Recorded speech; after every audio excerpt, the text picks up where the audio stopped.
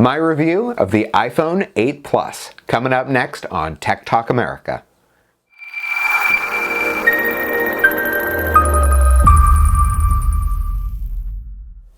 Hello everyone and welcome to the class. So today we're talking about the iPhone 8 Plus, and for those of you out there who are impatient and just want to get to the nitty-gritty, there's the time code. But I do have something to say before we get to this.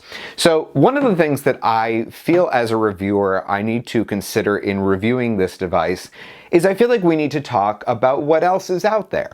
So let's have that talk. The reason why I personally went with the iPhone 8 Plus over the 8 was because personally for me, I love the photography aspects of the iPhone. I shoot tons and tons of photos, some of you may know this, with my iPhone, and it's amazing. There are better features in the iPhone 8 Plus than in the 8. And so for me, that was the only reason why I went with the larger one. I will say that I notice now in going to the 8 Plus, the larger phone, I do not make as many spelling mistakes I've noticed when I'm texting.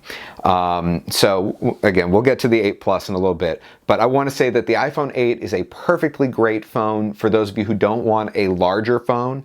But if you are on something like an iPhone 6S and or earlier, and you're thinking, maybe is it time to upgrade? If you like that size, go with the iPhone 8. Now let's talk for a brief moment, if we could, about the iPhone 10. This phone is getting a lot of buzz, and I want to just mention that right now, at this moment in time, the iPhone 10 is not actually out yet. It's announced, but it's not out.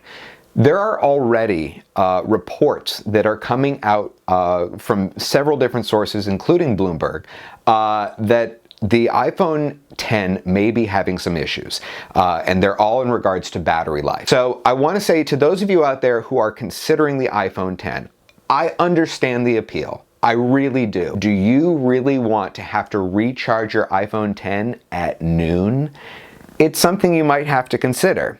Now, with wireless charging, that is a little bit easier, but still, for me, it just wasn't a good solution. And that's the reason why I decided to stay away from the iPhone 10. And you should also know, for those of you who see this video right after it comes out, they are talking about significant delays in when that phone comes out, potentially into 2018.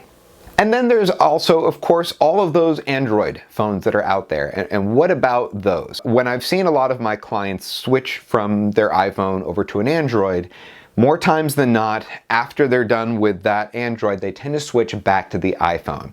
And, you know, I understand the appeal of Android phones. They have amazing hardware, okay? They take incredible photos. Their screens are brilliant, you know, other than when they explode in your pocket. But other than that, they're really great phones. And if you are invested in like a Google ecosystem, like if you use Gmail for everything, if you use a lot of Google's products, it might be something to consider. Absolutely, Google has a very good product. But for those of you out there who are Apple users, okay, this is really, you have to consider something here. When you're buying a phone, it's more than just a piece of hardware. It's an ecosystem. And this talks so easily to this. It talks to my iPad. It talks to my MacBook Pro. And so for those of you out there who are Mac people and are kind of like thinking like, oh God, Apple's losing it. Should I go over to Android? If you want to explore it, you're welcome to do so. I would recommend that you talk to other people first who have done that and see what their thoughts are.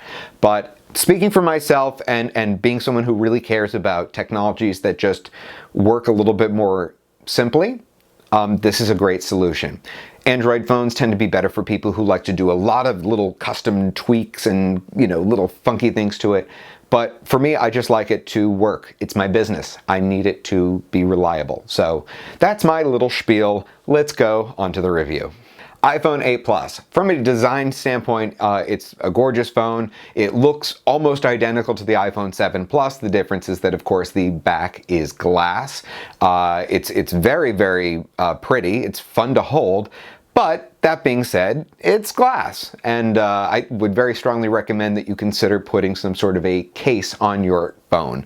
If you do decide to go with the iPhone 8 Plus, I do have a couple of recommendations, and I'm going to be doing a couple of reviews coming up soon. I'm just now waiting for some product to come in. So for those of you who are curious what's on my phone, this is a very simple one. This is made by the company Speck.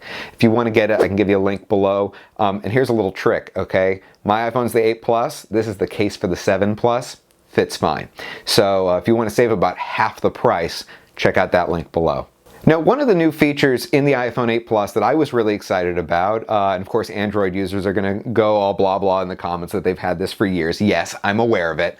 But wireless charging. So one of the things I just want to mention is I have a bunch of different wireless charging devices that are currently on order, and I have reviews coming for you all soon. I'm just right now ridiculously backlogged on projects, not just for Tech Talk America, but my other stuff too. So I'll get those out to you as soon as possible. But if you are looking to get this device, I will say it is a very cool thing if you have like your little desk set up wherever you work to have one of these little wireless chargers that's just kind of propping up your iPhone at you. I don't know if you can see that or not. But basically just so that if it does light up, if you get some sort of a notification, you know, you can see it there. And if you have to grab it, there's no cord attached to it. So I have a few that I've already got in, more coming soon.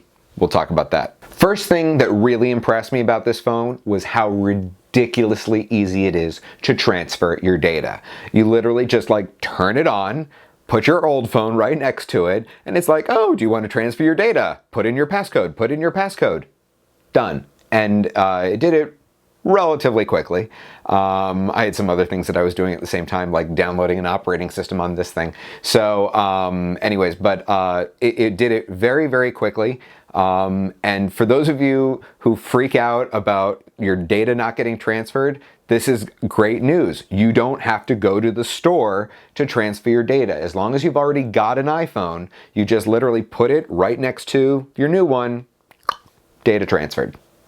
I usually tend to stay away from a lot of the technical bits and terms for folks, but I just want to say this phone is remarkably snappy. It's very, very fast. Everything that I did, it was just kind of like instant.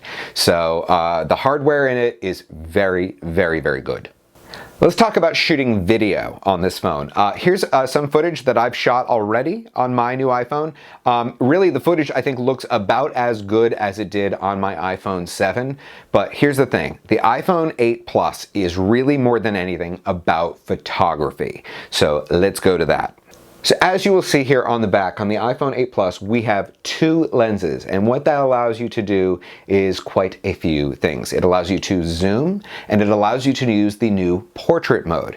Portrait mode is something you will only find on this phone as well as the iPhone 10. And basically what it's able to do, it's fascinating to watch the process, because you can actually really see the algorithm working on your phone. It figures out what is your subject, and it'll actually tell you move away, move closer, so you get to that perfect point.